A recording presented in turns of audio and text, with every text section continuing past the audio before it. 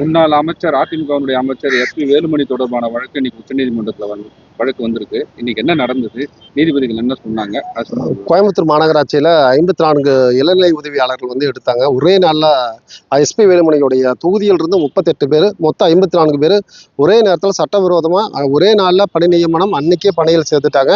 ஒரே நாளில் SR book எந்த விளம்பரமும் செய்யலாம்னு சொல்லி மாண்புமிகு சென்னை உயர்நீதிமன்றத்தில் நாங்கள் ஈஸ்வரிங்கிற ஒருத்தர் மனுதாரர்கள் வழக்கு தாக்கல் பண்ணோம்.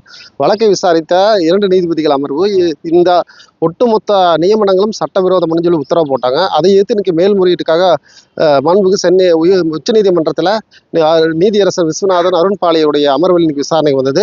விசாரணை முதல்விலே நீதியரசர்கள் இது முழுவதுமான சட்டவிரோதம், ஒரு தூய்மை பணியாளர் உச்சநீதிமன்றம் வரைக்கும் இந்த வழக்குக்கு வந்திருக்கிறாங்க, அதனால அவங்களுக்கு பாதுகாப்பு கொடுக்கணும், இந்த மாதிரியான நியமனங்கள் சட்டவிரோதமாக நடைபெறக்கூடாது, சட்டப்படி எல்லாருக்கும் அந்த வாய்ப்பு வழங்கப்பட வேண்டும் சொல்லி இன்னைக்கு உச்சநீதிமன்ற நீதியரசர்கள் இன்னைக்கு தீர்ப்பு வழங்கியிருக்காங்க. 54 சட்டவிரோத நியமனங்கள் உடனடியாக ரத்து செய்யப்படுகிறது. அவங்கள டிஸ்மிஸ் பண்ண சொல்லி உடனடியாக ஆர்டர் போட்டிருக்காங்க.